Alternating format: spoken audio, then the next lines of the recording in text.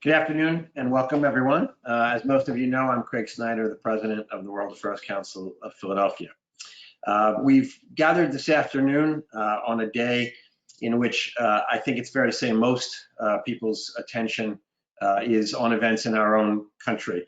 And I think that is necessarily the case. But obviously, the world continues to spin. As those of you who participate in World Affairs Council programs already understand, events that occur in the world can have a dramatic importance and impact in the lives of all of us here at home, as well as domestic events can. So today, we're going to try to take a little bit of a dive into one of the most important and potentially fraught relationships in the world, that between the United States and Iran.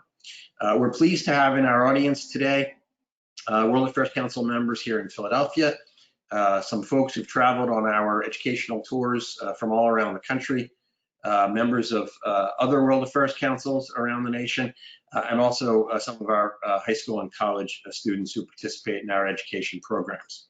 I want to thank those of you who used our Pay What You Wish option for this program. Obviously, we do need to continue to have a revenue stream for an organization like this to be able to provide you the content that you enjoy. If you have any technical issues that come up during the program, please use the question bar, and the Council's Vice President for Programs, Haley Boyle, will help you behind the scenes. And then later in the hour, we will be open for some questions from you in the audience. In order to ask a question, we ask you to type into the questions bar. If your question is selected, I'll either read it out loud if you don't wish to use your microphone or don't have microphone access, or I can announce your name and you'll receive a prompt, at which point you can ask your question out loud if you'd like everyone to hear. Again, Haley Boyle will be there to assist you with the questions process if you need it. So with that, on to our discussion. This afternoon, we're pleased to present Dr. Gary Sick, a senior research scholar at Columbia University, the Middle East Institute, and an adjunct professor in the School of International and Public Affairs. Gary served on the National Security Council under Presidents Ford, Carter, and Reagan, and was the principal White House aide for Iran during the Iranian Revolution and the hostage crisis of that time. And with us, Dr. Barbara Slavin, Director of the Future of Iran Initiative at the Atlantic Council. Barbara is a veteran journalist, including stints with USA Today, the New York Times, and The Economist. Barbara, I don't know if I just promoted you to doctor. I'm not sure if that's accurate. I don't have a doctorate, but I did write a book. Well, you have an honorary one from the World Affairs Council. There you go. Thank you. We have asked each of our guests to open with a few minutes of opening remarks on the subject of U.S.-Iran relations, and then we'll have a conversation among the three of us and then turn to questions from you. Gary, would you like to lead us off? Yeah, this is a subject that is obviously dear to my heart. I was in the White House in the NSC during the Iranian Revolution and the hostage crisis, which I think was probably one of the most memorable issues that ever hit the United States in terms of foreign policy. And it was, Iran behaved very badly, and we recognized how badly they behaved. It was a revolution, they were doing their own thing. But in the process of humiliating the United States, which is what they did for 444 days, sitting on our people, they created a mindset in the United States which is really not open to treating Iran like a normal nation. And that made sense at the time. This was the first foreign policy crisis that was fully televised. It was brought into everybody's homes on a nightly basis, and pictures of bearded young men shouting "Death to America" was, in many cases, the first contact that many people in the United States even had with Iran. But it infected our politics, and it has remained as a sort of untouchable subject as far as our politicians are concerned. Nobody wins any votes in this country by saying anything good about Iran. And Iran has been pretty bad. And the things that they've done have grieved us and hurt us. We've done some pretty bad things to them as well. But it's become a sort of ritual. And there was a chance during the Obama administration when real communications opened up. There was some negotiation, and we ended up with an agreement, the JCPOA, the Iran nuclear deal, which, in my view, and I think the view of many people who really were interested in nonproliferation and were interested in the whole nuclear issue in the Middle East, felt that it was a far from perfect deal, but it was a good deal. It actually stopped Iran. It laid the groundworks for a real improvement. Since that time, as you all know, the Trump administration has taken us out of that agreement, even though Iran was actually behaving itself. It's one of the cases where Iran was acting properly and we misbehaved. But he took us out of the agreement and then imposed maximum pressure on Iran. And there are just two quick points that I would like to make about that. First of all,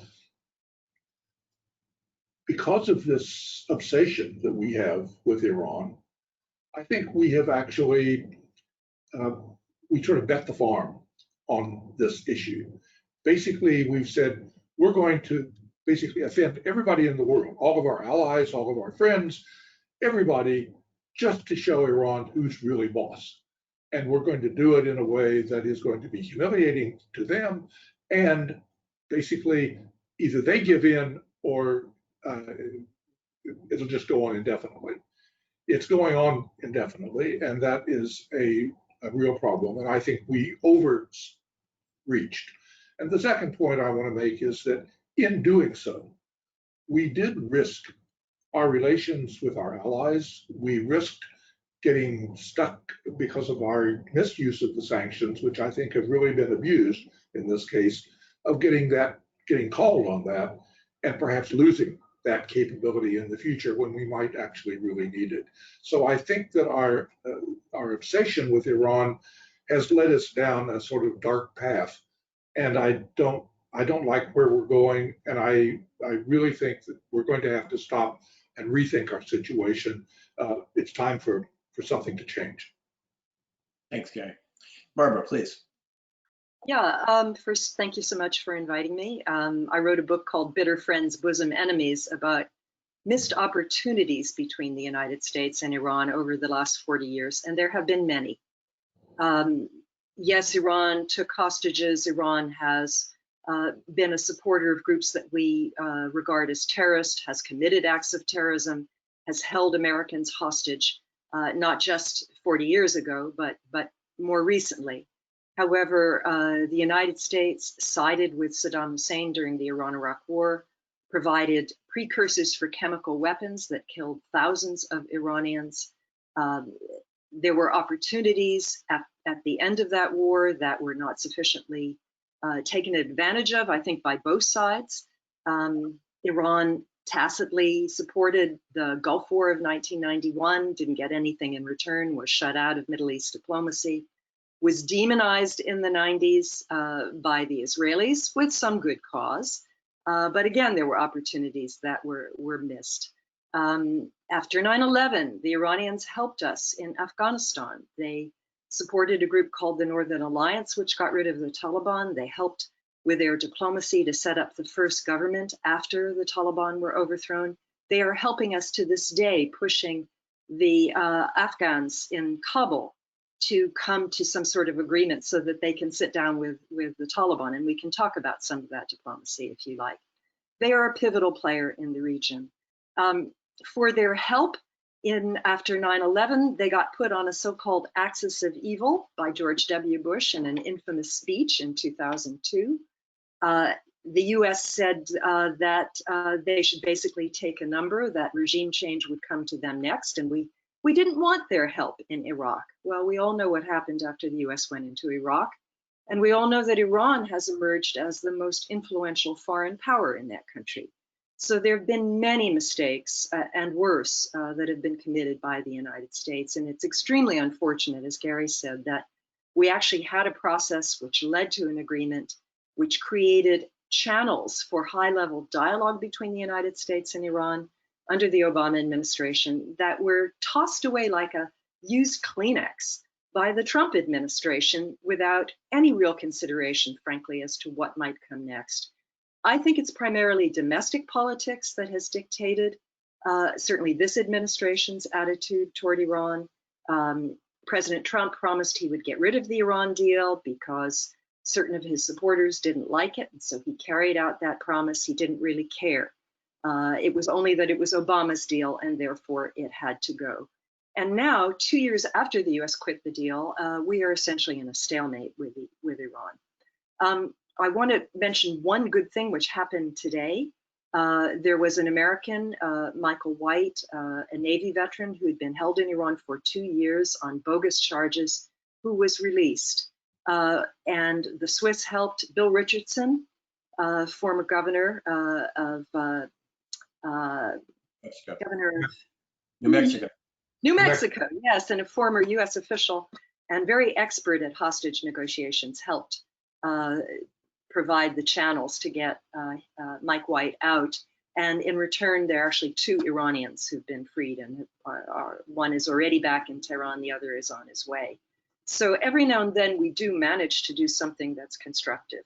But in terms of sanctions, there's a line that I like, which is that sanctions are like antibiotics. If you overuse them, they lose their efficacy. And that has certainly happened in the case of Iran. And I worry that if we really need to use economic sanctions, at some point, nobody is going to abide by them because of the way in which they have been overused by this administration. I'll save for questions, maybe a little bit of a discussion about Iran internally. I've had the good fortune to go to the country 9 times over the last 20 odd years, and a lot has changed within Iran over that period. Thank you. Let's stay right where you left off, sort of the internal situation. It seems much longer ago than it was because of all the intervening events, but it was only last summer that the Iranian government was faced with substantial protests, substantial unrest. Perhaps greater than, at least equal to, the well-known events of 2009 around that presidential election.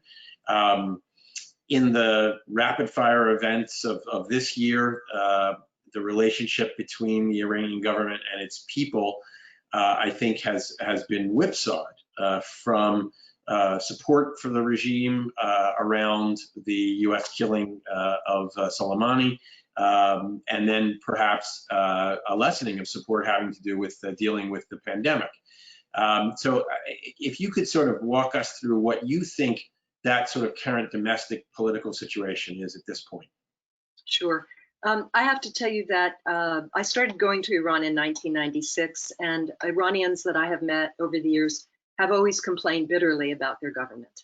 Many people have said that they wanted to get rid of the Shah, who was an absolute monarch, but they didn't want an Islamic republic. And that sentiment, I think, has not changed. If anything, it's become more intense. There was a period when a so-called reform movement emerged that was semi-tolerated by the government and did make some important changes. But that movement has been pretty much squelched since 2009, when, as you pointed out, Iran had tainted elections, fraudulent elections that returned Mahmoud Ahmadinejad to the presidency. I think the government is very unpopular now.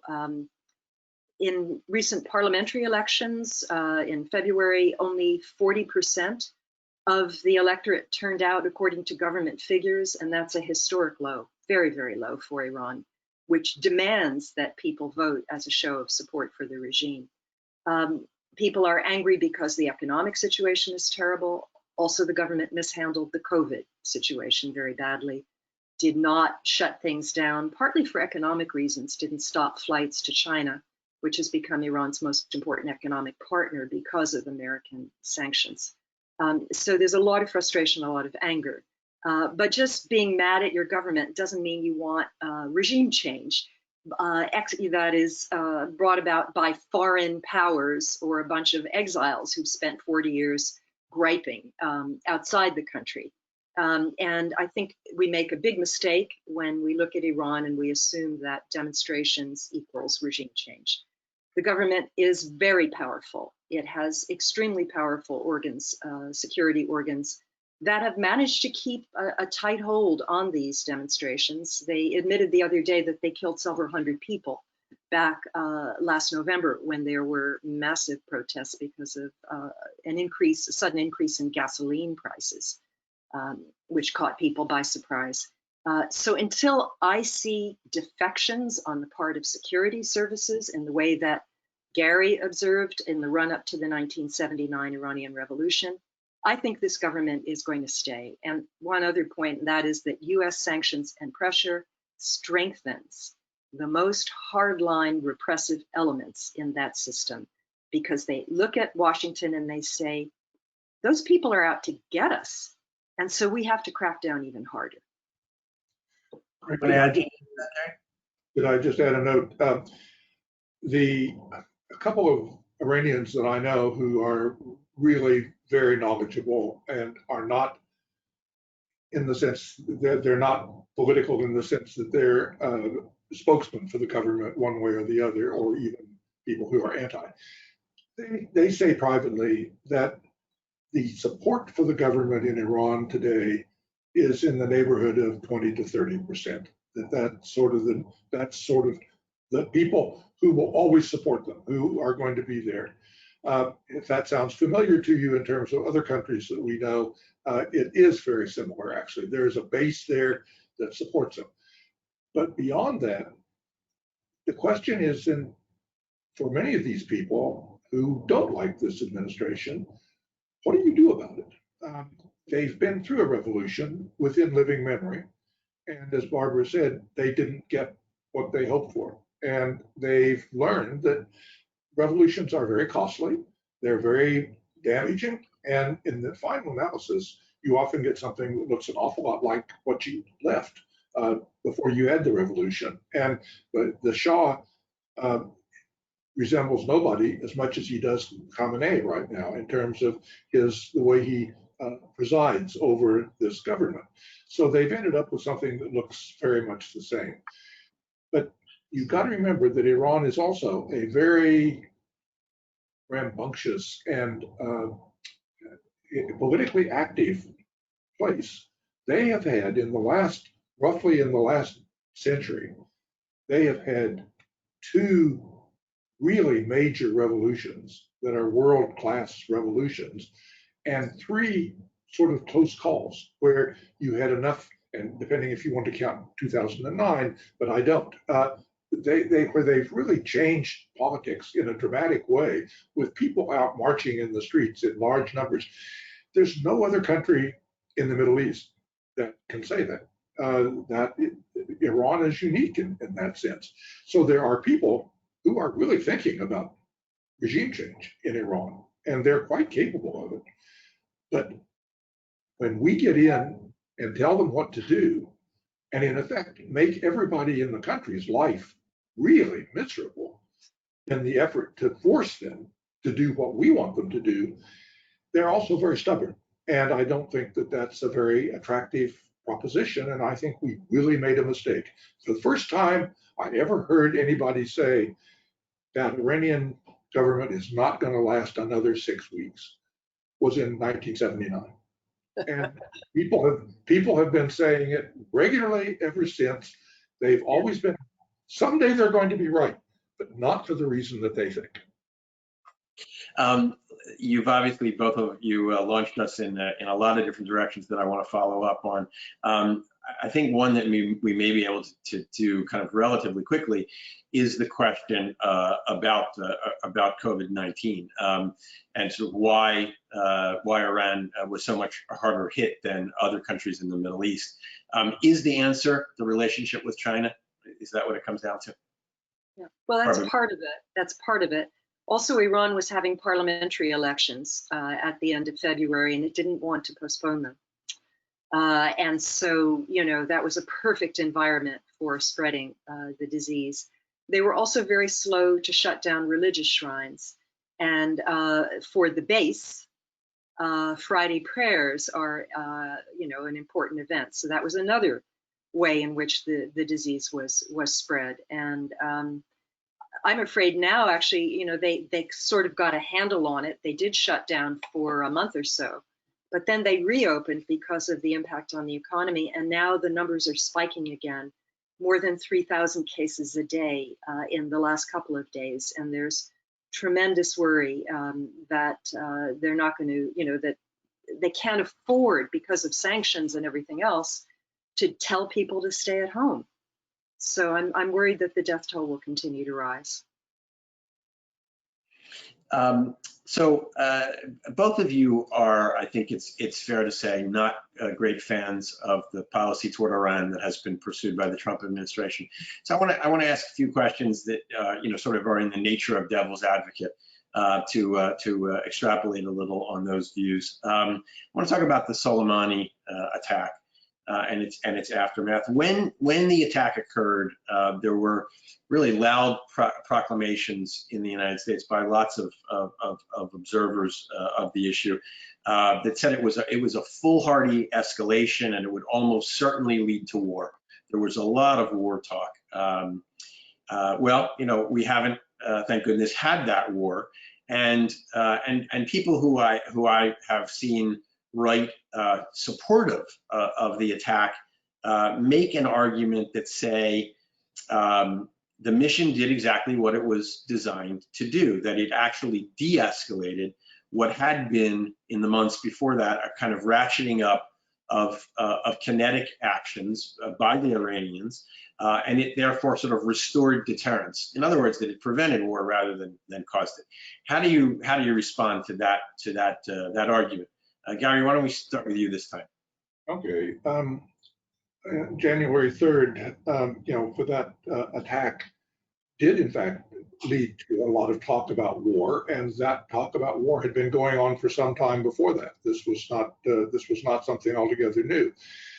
But the reality is that the United States was bombarded by Iranian ballistic missiles coming from Iran onto a base in Iraq that was inhabited by Americans. And we had, 93 people that ended up with Purple Hearts. So nobody got killed. And that was pretty amazing, actually. But I don't think it was for lack of trying. They did warn people that they had to take cover so that they knew in advance that the trouble was coming. But so in a sense, Iran made a symbolic, just if you want to look at the Soleimani thing as a symbolic gesture, this was a response, and pretty much in the same vein. I think it would be a real mistake to think that that's all been now forgotten. I think what we have is each side has made its symbolic gesture. Neither side wants to go to war. That is absolutely clear. But the Iranian military continues to talk about what they hope to do. And I would say that it's still very true, and it will be true for years, that if we don't get a better relationship with Iran, that every American operating in that region has a target on his or her back. And that is something that is likely to come up. And so we've sort of decided that, okay, that was it, it's over with. Clearly, it had an effect on Iran. It had an effect on theirs. What if in the height of the Iraq War, some other country had taken out David Petraeus? What would our reaction have been? Probably not as restrained as the Iranians were, actually. But I think we have a tendency to think that basically, if we do it, it's okay. But if other people do it, it is unthinkable. And I think that's a problem that we really need to get over in terms of dealing with our foreign affairs. Other countries have memories too. And as Barbara knows very, very well, the things that we have done, like shooting down the Iranian civilian aircraft in 1988, left permanent scars, as did our intervention with putting Mossadegh, getting rid of Mossadegh and putting the Shah back on the throne. We've done some things in Iran that are pretty astonishing, not to mention the fact that we've now taken away the livelihood of a good-sized part of the Iranian public. And that isn't just, those are people who don't like this regime, but they are putting up with the current situation. So I don't think that's over. But I very much hope we don't end up in a war. And either side could certainly make a mistake. But, you know, this one was right on a hairline fracture, and we survived it without a major full-scale war. But I don't think that we can count on that in every case. Yeah. Could I just add, there was another cycle of tit-for-tat strikes in March. An American and a Brit, I believe, were killed on a base in Iraq by one of the Iran-backed militias, and the U.S. didn't retaliate, as far as I know, for that, because we were all absorbed with COVID at the time. And I think the most important point is, what is Iran's goal here? They want to kick the Americans out of Iraq. If U.S. troops, and some U.S. troops have already left, and others have been consolidated on a couple of bases in Iraq, there are going to be talks starting this month with the Iraqi government on a new status of forces agreement, which the U.S. violated when it killed Qasem Soleimani on Iraqi soil, by the way. We were supposed to be there for anti-ISIS operations and for a training mission. So it may well be that the U.S. presence really shrinks, the military presence shrinks way down, in which case Iran will have accomplished Qasem Soleimani's goal, its goal, which is to kick the U.S. out. And we're on our way out of Afghanistan as well. So, you know, he who laughs last, as they say. Thank you. So let's talk about some more about the nuclear deal and its aftermath. So one of the arguments that certainly is made about why it was a mistake for the United States to withdraw from the deal is that it sort of left us going solo, because the Europeans, the Russians, the Chinese wanted to stay in the deal, did not approve of our pulling out of it. However, there are people who say, well, the Europeans wanted to help Iran avoid the economic consequences of restored American sanctions and strengthened American sanctions, but they've not been able to figure out how to do that. Essentially, the power of the dollar, the overall power of the United States in the world economy has made it impossible for these other powers, though they are, to sort of end run the Trump policy. And then that in the wake of the apparent Iranian attack on the Saudi oil production facility, that you started to hear the Europeans sound a bit more like the Trump administration in saying, yes, we need a deal on the nuclear program, but we also need a broader deal that constrains Iranian foreign policy reach in the region more generally. So again, these are sort of arguments that people make to say that the Trump policy is having some of its desired effect.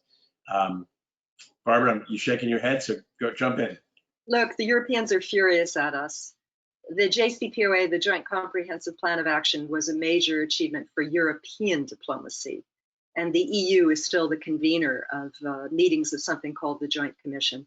They tried very hard to work with the Trump administration in the first couple of years to add some other understandings to this, and Trump withdrew from the deal anyway. You're right that they haven't been able to force their private companies to defy American sanctions, and that's not surprising given the power of the U.S. market and the power of the U.S. dollar. But I go back to something I think Gary, others have mentioned. What is the purpose of this maximum pressure policy? Is it just to make Iran bleed, punish ordinary Iranians? Well, okay, you know, it's done that. But to what end? Iran has not agreed to come to the table to talk about anything else, certainly not a better deal. In fact, they're demanding compensation for the economic losses of the last couple of years. Iran has not changed its strategy in the region. If anything, it became more aggressive last year.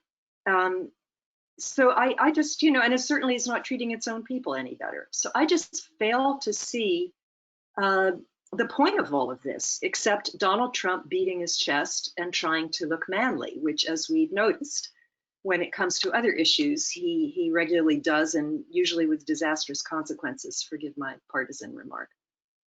Right. But I live in Washington, and it's not been very pleasant over the last few days. Several weeks ago, I was having, when you could still have lunch with people, I was having lunch with a senior French diplomat who said to me at one point in the conversation, I never knew that the United States was so powerful. Now, this was not a naive man who was making a comment that he was surprised that we were a strong country. He had been dealing with us for his entire career. What he meant was he never dreamed that we would use our power against countries like France and Germany and England and every other country in the world, regardless of their national interests or what they thought. And that's what we've done. The United States, actually almost from the time I was in the White House, which was a long, long time ago, certainly through the Clinton administration, also quite a while ago, the United States imposed sanctions on Iran that basically closed off all avenues of economic interaction. So the US had nothing really left to sanction that involved Americans. So our sanctions, the penalties that we've been enforcing, are really against our friends like the French and the British and the Germans. We are forcing them to basically forcing their companies to disobey their governments. And that's a very, very costly policy. And so that isn't to say that we can't do it. We obviously can. We're very, very powerful. But also, when my friend was talking about it, it was clear that he was thinking, we've got to find a way out of this, because basically making all of the countries in Europe and the rest of the world subject to American foreign policy, not to American interests or American negotiations, but basically to coerce our friends into behaving in ways that they see are contrary to their international demands, their international interests, is really not sustainable. And I really worry very much that by having overdone this and made it so evident, we've not only created a tremendous number of enemies, but we've sparked a great interest all over the world in finding ways to avoid the American dollar. So you don't have to send any kind of a transaction through New York, because if you do, the Americans can squeeze it at that point and stop you. Let me go to the sort of what the practical consequences have been on the nuclear issue itself since the withdrawal. So I see conflicting reports, and they seem to me to sort of line up with the broader ideology of the people doing the reporting.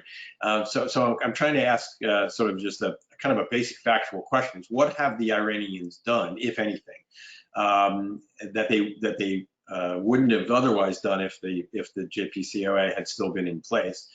Do you see any movement towards a breakout and nuclearization? Sure. The Iranians now have as much low-enriched uranium stockpiled as they did before the deal.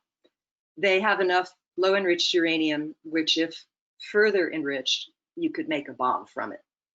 The JCPOA put a cap of 300 kilograms on this material. You need about 1,200 theoretically to make a weapon. So that was supposed to remain in place until the year 2030.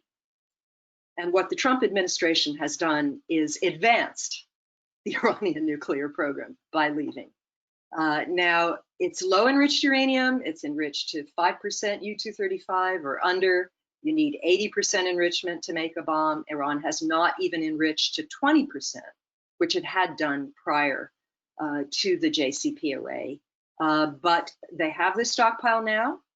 They've put more advanced centrifuges. These are machines that spin and enrich uranium, put more advanced centrifuges. into operation, and they've started to enrich uranium again at an underground site called Fordo, which is a major proliferation concern. What they haven't done so far is kicked out inspectors. Their cooperation with the International Atomic Energy Agency is not perfect, but they have allowed regular inspections to continue. They have remote monitors, a variety of things. Inspectors go in and out from Vienna on their own plane. My big fear, frankly, was and still is, and we may talk about what's going to happen in October when a conventional arms embargo is supposed to be lifted against Iran, that if the US tries to somehow extend this conventional arms embargo, the Iranians will actually kick out the inspectors and leave the Nuclear Non-Proliferation Treaty, which is something that North Korea did back in 2003, and leaving us blind as to what their nuclear activities actually are. But they seem to have paused. They're increasing this stockpile, but they haven't gone beyond. They're waiting for our elections to see whether Trump is reelected. And then I think they'll decide whether they need more bargaining chips for any future negotiations. Gary, did you want to add anything there? I think that's a very good rundown.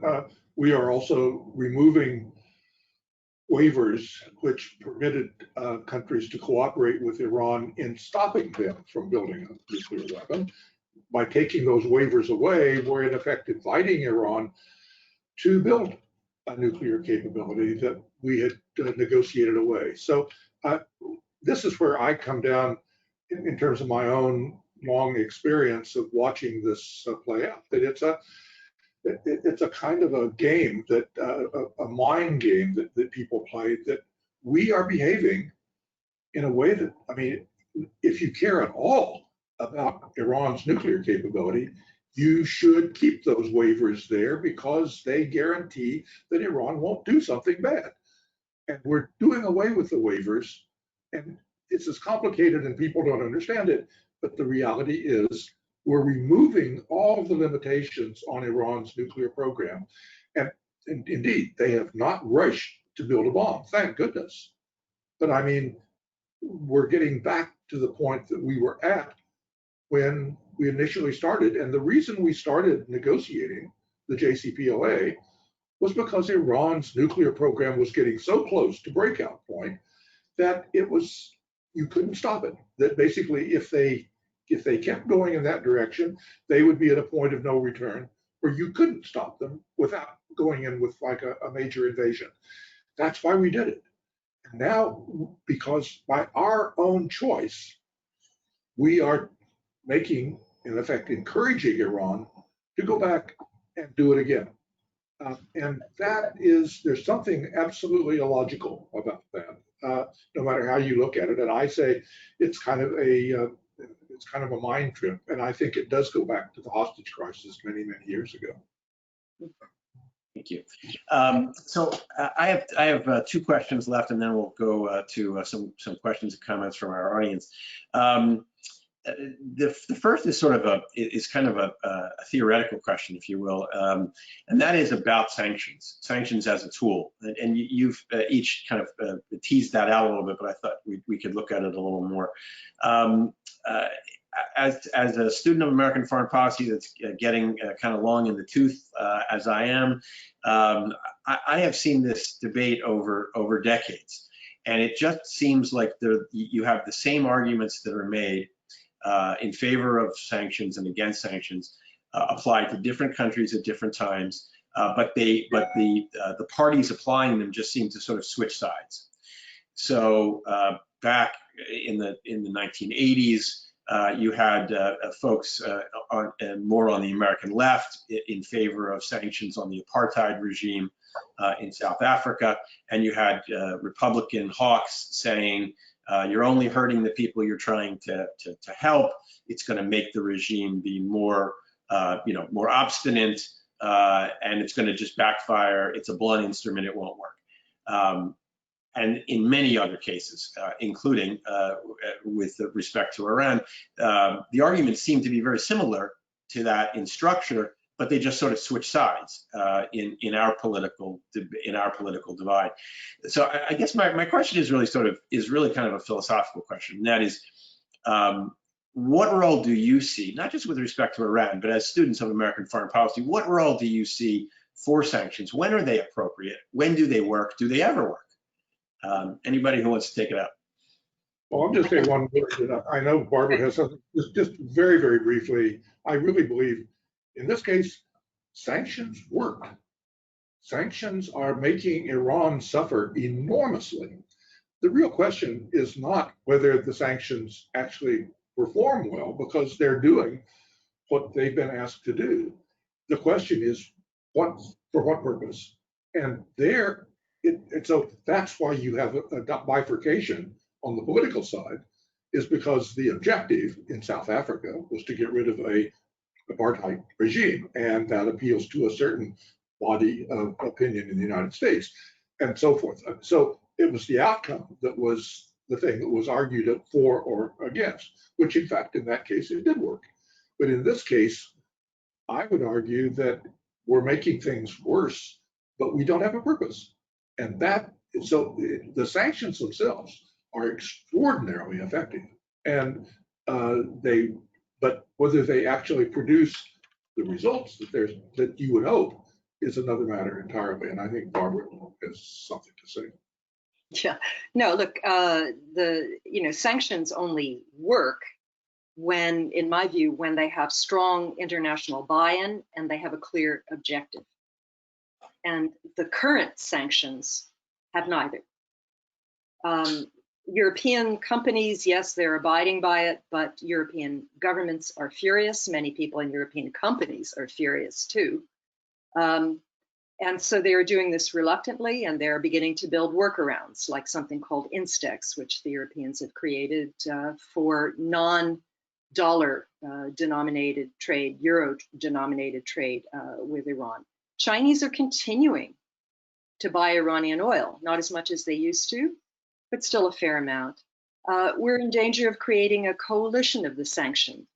The Iranians sent several tankers full of their oil to Venezuela the other day, another country that we have bludgeoned with sanctions, where the government somehow just refuses to fall, despite all the sputtering by our State Department about how there's even an alternative president, but we can't seem to get rid of the Maduro regime.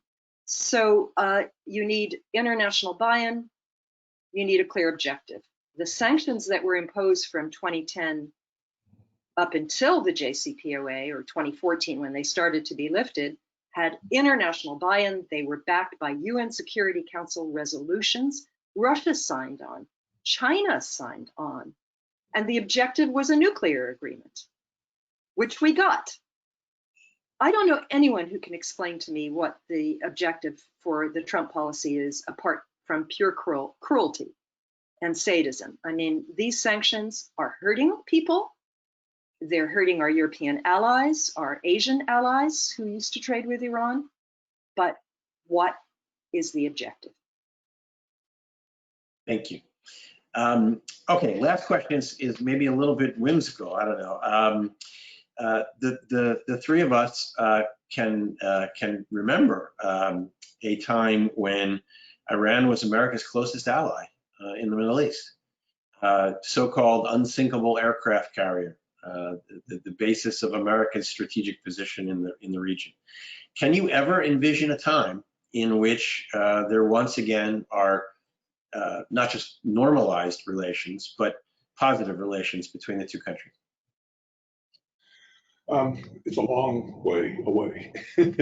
I mean, what has happened in the meantime, both because what Iran has done, but also what we have done, has pushed that possible outcome further and further and further away.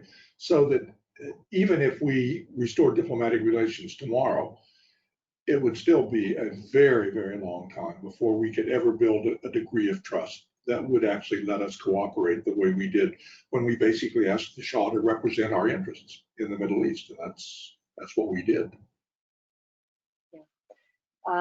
In my book, I compare the US and Iran to a married couple that has gone through a bitter divorce. And, harsh words exchanged, blows exchanged. I don't think we'll ever come back together again like that. But we can learn to cooperate for the sake of the children. And so I envision a kind of détente like we had with the old Soviet Union. You know, we didn't stop opposing the Russians all over the world. We didn't stop supporting human rights and civil society in the Soviet Union, but the threat of war was reduced. We had a series of arms control agreements. We had people-to-people exchanges. We learned about each other's cultures in a way that demystified, you know, adversaries. So important, and that's another thing we've lost with Trump because of the maximum pressure policy, and even before that, all the travel bans that he imposed, starting almost from the beginning of his presidency. Thank you, thank you. All right, first question from an audience member, Riel Liebert. What advice would you give to an incoming new president with respect to improving the relationship with Iran and achieving our goals in restraining nuclear armament and stopping their support for terrorist activities? So what should the policy be? I'll be happy to say something, and I'm sure Barbara's in Washington. She knows all about this, so she's working out an alternative agenda for the U.S. government as we speak. So, but I will say that I really believe that the effort that was made by a lot of pretty smart people in the energy department and various other places to build a set of relationships with Iran that in fact resulted in an agreement that actually functioned to provide, that pushed away the chance that Iran would get a nuclear weapon, which was something we all wanted. That has been destroyed by our choice, pure and simple, for no other reason than the fact that we really don't like Iran. And that is, I think, the starting point. I think you have to go back there. Does that mean we walk in and say, okay, let's just forget the last 4 years, everything is just fine, let's go on from there? No. But if you really want to begin to restore some kind of faith and good faith between the two sides, you have got to at least demonstrate that you can be taken at your word. And we broke our word. You know, it really is amazing way. I mean, there's one thing for countries to sort of not pay attention to the agreements that they've made, but I've never seen anything like this. I mean, where we make an agreement, the agreement is working, it's backed up by the international law, the UN Security Council puts it into concrete international law, and then we just walk away because we don't like it. That is unique. And we're going to have to do something to repair the damage, but we can't pretend that there's no damage to repair. This is going to be a long process. Yeah, I can assure you all the think tanks in Washington are busy churning out recommendations, which they will drop right after November the 3rd. You know, even if it's a second Trump administration, history has shown that administrations change. In second terms, we saw George W. Bush took a different approach, frankly, toward Iran and nuclear negotiations in his second term, and a second term Trump, I think, would do so as well. But the first step really is to go back in. If Iran returns to compliance, the US should return to compliance.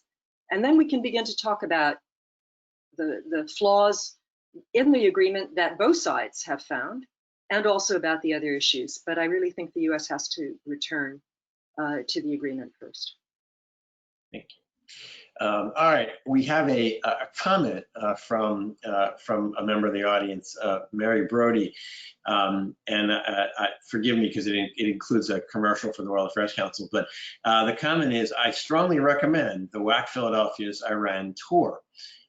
In addition to awesome historical sites, you experience firsthand impact of US sanctions.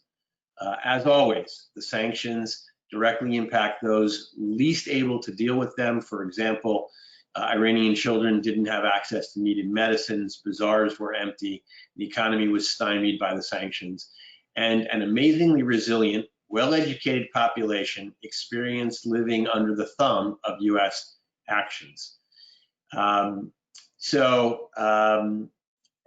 We obviously are not able to conduct those tours at the present time.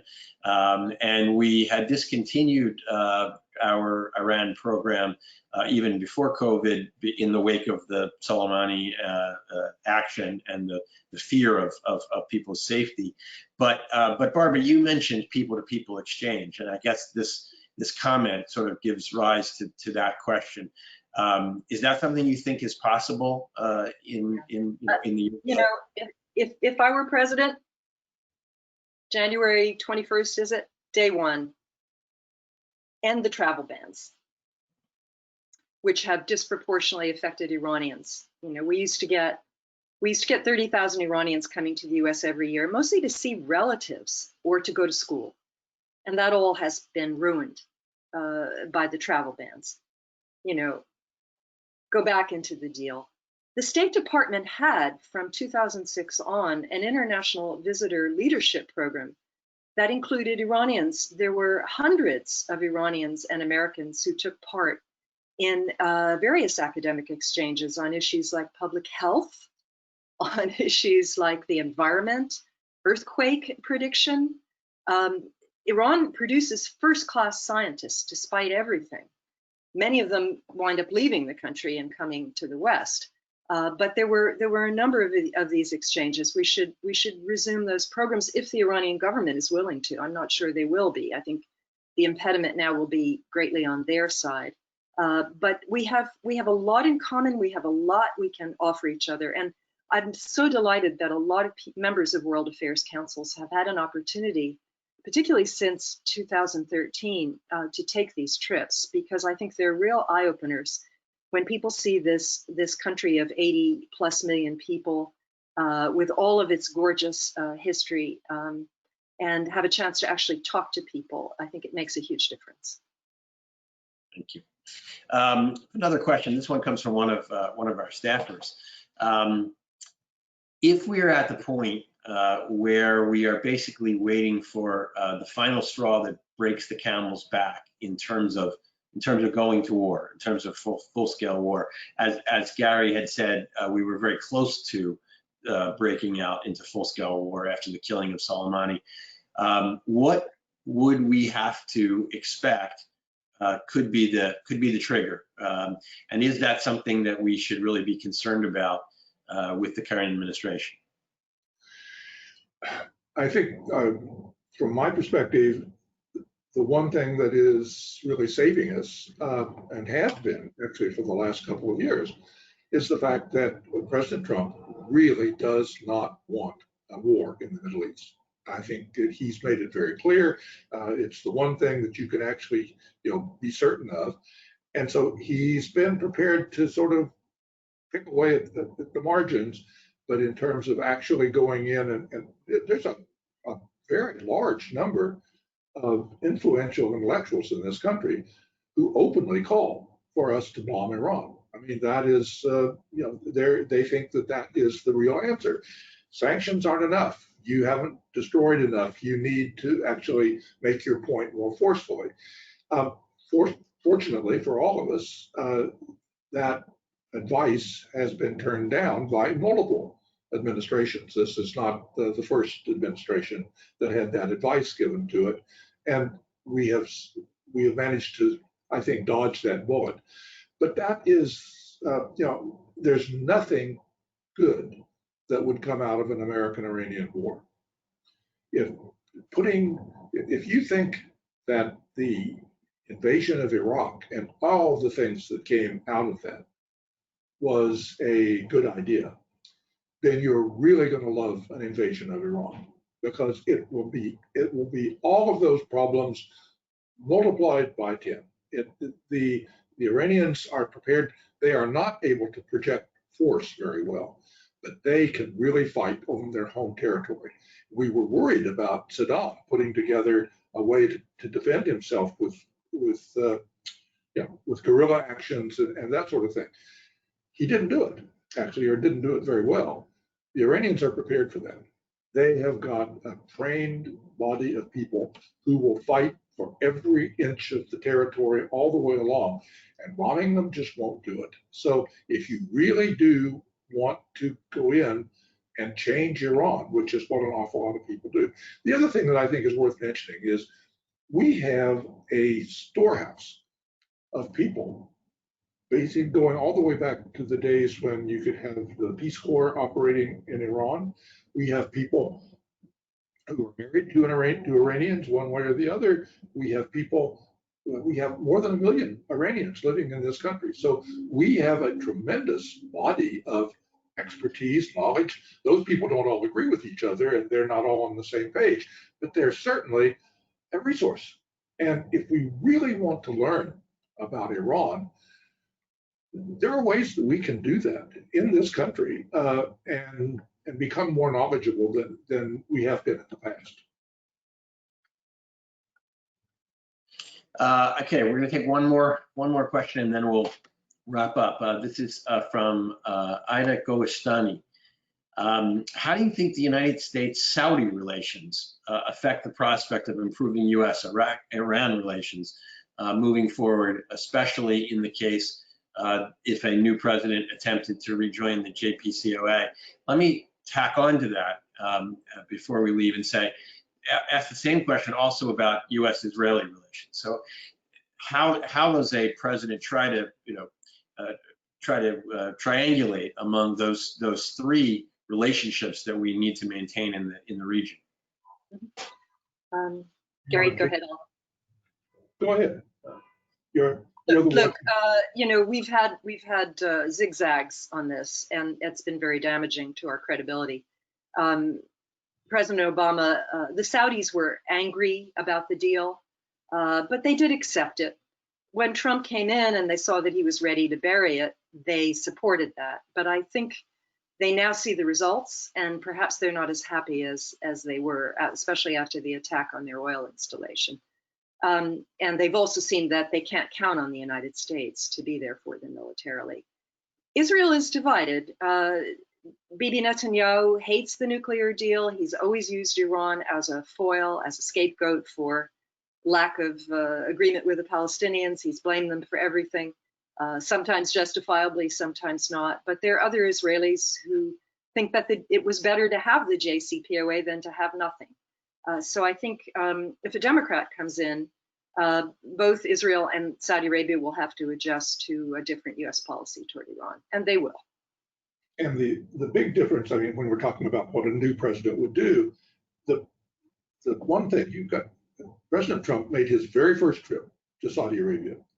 No other president in history has ever done that, to their first trip outside the country. And the reason was he was pegging American foreign policy to a relationship with Saudi Arabia, and that this was going to be the solution to all of our problems. One, it would, the thing that we all had in common was we were against Iran. So we could all unite on that. It would bring the Saudis and the Israelis together because they also shared this view. And to some extent, this has actually worked. But I think it was hopeful in the sense that somehow you could come in and sort of wipe the slate clean and maintain a policy in the Middle East that was really based on this rather tenuous transactional relationship that the United States has with Saudi Arabia. And we've really seen that push to the limit. And the attack on the Saudi oil fields was, first of all, remarkable in the way that it was coordinated and run. So it was a first-class piece of military operations that the Iranians don't want to take credit for, but they deserve real credit for putting something like that together, just from a purely military point of view. But secondly, the United States didn't respond. And that sent a pretty strong message. One, our military support didn't stop the attack from coming in. And two, after they were attacked, we didn't respond to that. We've done some things since that time, but that was a huge shock. And you saw countries like the UAE who realized that their whole economic function, that Dubai was actually a hostage, that they were within minutes of Iranian missiles that could come in and strike them, and that nobody else was going to support them. And what did they do? They rather quickly sent a delegation off to Iran. They began to have contacts, and the Saudis were thinking about doing that, and then we in effect push them back again. So they're staying on the fence. So basically that relationship, we have put so much weight on that relationship, I think misjudging what we could expect. The Saudis are basically, they are not a powerful military force in the region. They simply have not proved their ability at all. And in fact, their operations in Yemen have been a real failure in terms of what it intended to accomplish. So we're putting all of our weight on what I think is a pretty weak read in terms of our military strategy and political strategy in the region. And that's something that would have to be redone. That's not something you throw it all out and start from with a clean slate. I do think, and other people can disagree with this, I do think that over the long run, the United States is definitely going to see its presence in the region decline. I think it's been much too high, and it's going to go that way regardless of who gets elected. Well, I want to thank you both for your expertise and your experience bringing your information to this audience. I want to thank our audience for being with us this afternoon. We'll see you all again soon, and we're adjourned. Thank you. Thank you very much. Thank you. See you. Thank you. It was a pleasure. Pleasure. All right.